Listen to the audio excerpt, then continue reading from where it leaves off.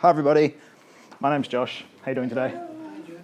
So I'm here to talk to you about some lessons learnt from over 70 interviews in just under 5 weeks. A bit about me.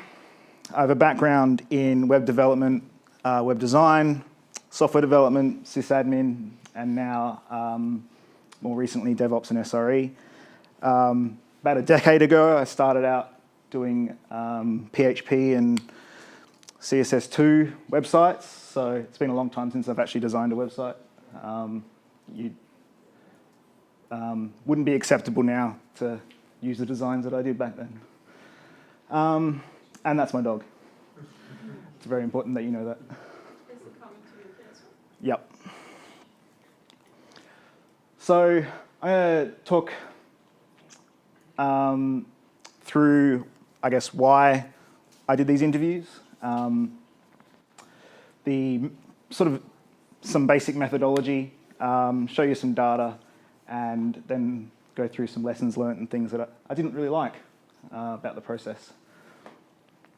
So to start with, I'm going to be moving to here, and this here is London. So this is Cambridgeshire. Cambridge is just here at the sort of lower end of that blue bubble there.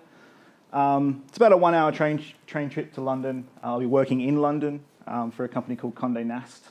You might have heard of them because they own Vogue, GQ, Vanity Fair. A lot of people might know Ars Technica and Wired in this room, being tech people. So yeah, big sort of global publishing company. And the reason I'm going is because my long-term partner has started a PhD at Cambridge University.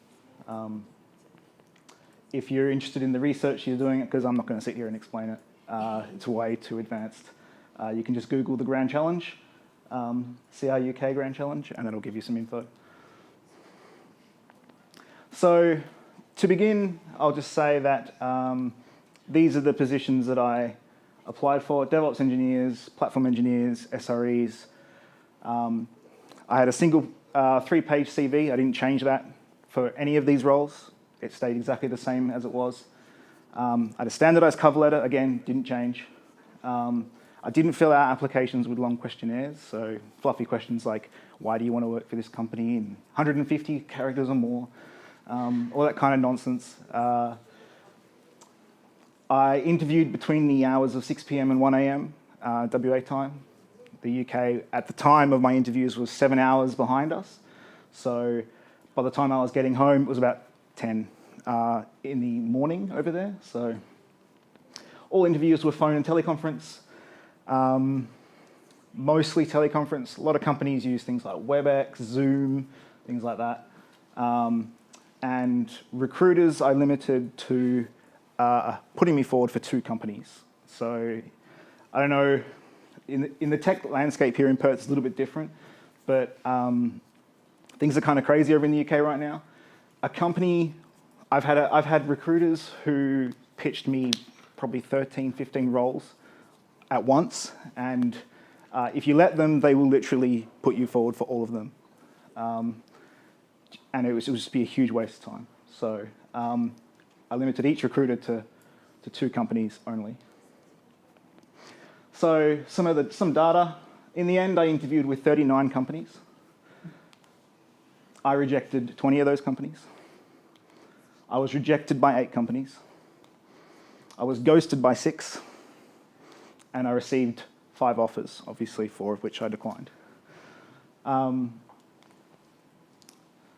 Total interviews, 39 first interviews, 23 second interviews, 8 take-home assessments, and 9 final interviews.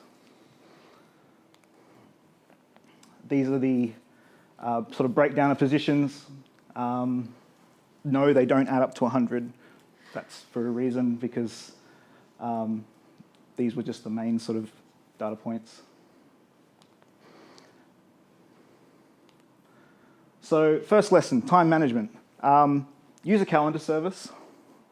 For the dear love of God, use a calendar service.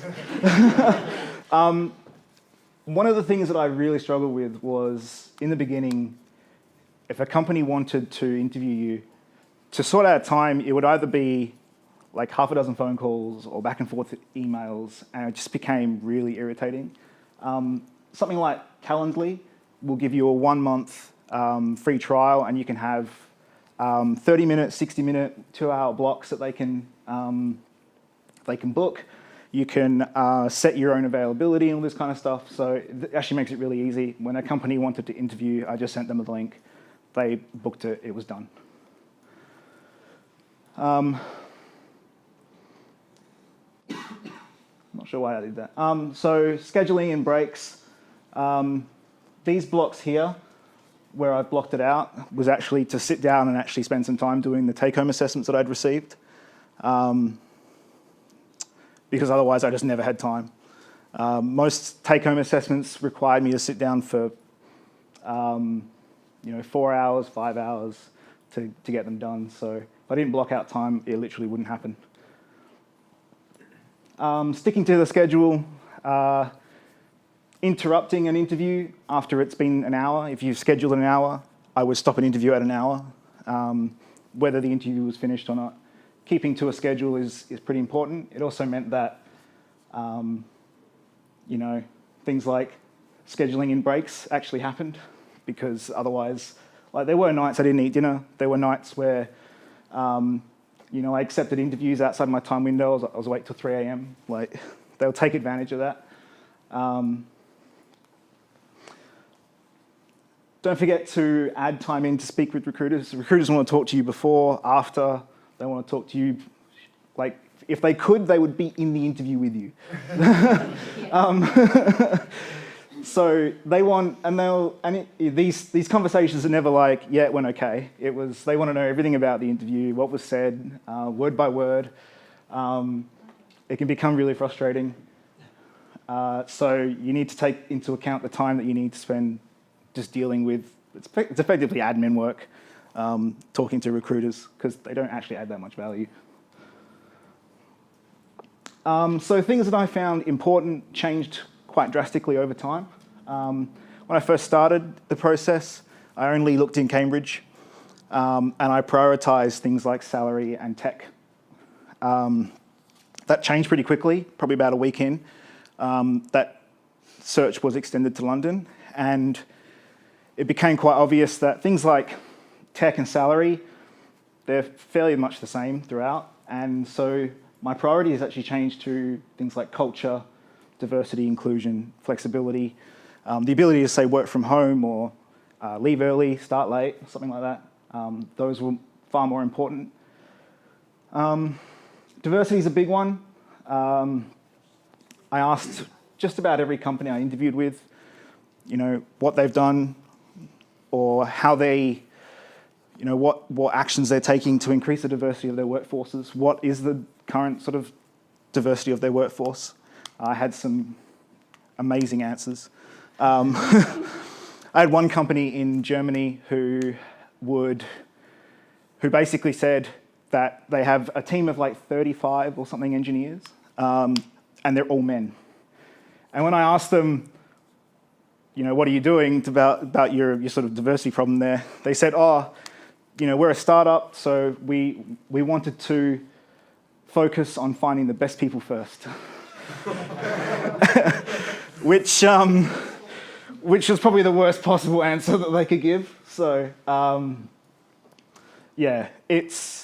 in the end, the companies that I continued with, I got offers from, it was the culture, the diversity, the flexibility that really sold it for me. Other lessons, go with your gut. Now this is like telling someone, go with your gut. It doesn't mean much, but I think the big one was every time I'd come out of an interview, that instant feeling, whether it was a good feeling or a bad feeling, trusting that feeling became pretty important, because your first reaction to a company, you can sort of talk yourself into liking something, but your first reaction is probably more important, because that's you've got all the information in your head at that point in time. learn to say no. I struggled with this pretty early. Rejecting 20 companies. I would sit there for like 15, 20 minutes each time I sat down to write an email saying that I didn't want to continue with a company, just because it was so nerve-wracking. And by the end of it, it was just another email. It was just basically copy and paste, off it goes. I think it's easy to forget that these are just business transactions, right? Companies are used to being rejected, and they're used to rejecting other people. So It's not a business transaction, it's marriage.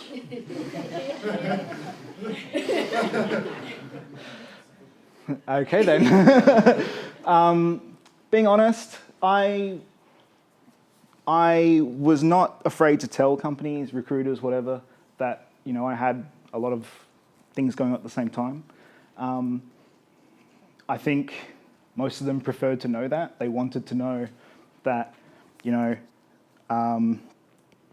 if they want an opportunity to interview me, that it would have to be something that they prioritize, because if you've got 39 companies that you're interviewing with, it's highly unlikely that you're going to be on the market for a long time. So, and startups are iwi. So I don't know what it's like in the front end space right now, but a lot of the startups that I spoke to, they would say things like, "Oh, you'd be coming on as our first DevOps person." And that concerns me, because what it means is you'd be coming on to take the pager, and you'd never be able to go on leave, and you would have to dedicate all of your time to ensuring that nothing broke.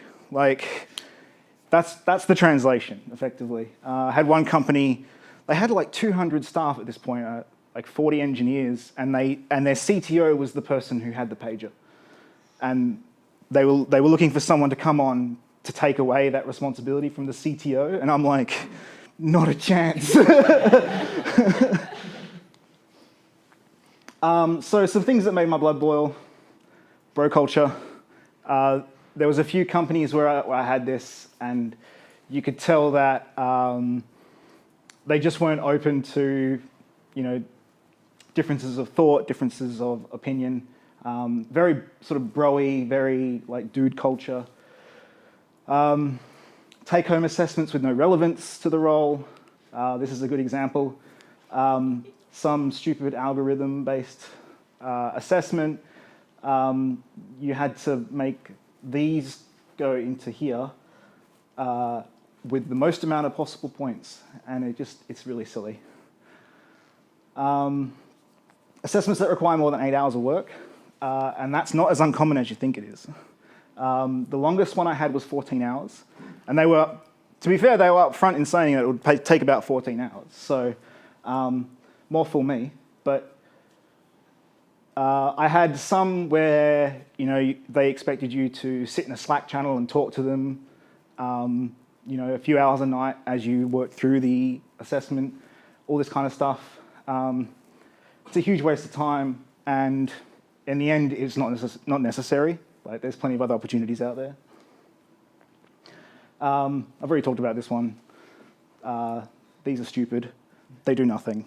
They don't actually mean anything, because people bullshit on them anyway. Companies who won't discuss salary up front. This is a personal gripe of mine. A lot of people might not agree with that, but I find this really annoying. And no investment by the engineers in the process. This is a terrible one, because there were some companies where it would take weeks just to schedule a tech interview. So to get one person to sit down with me for an hour at a company to do a technical interview could take, for at least 3 companies, it never actually happened. So, and that's it. Thanks very much.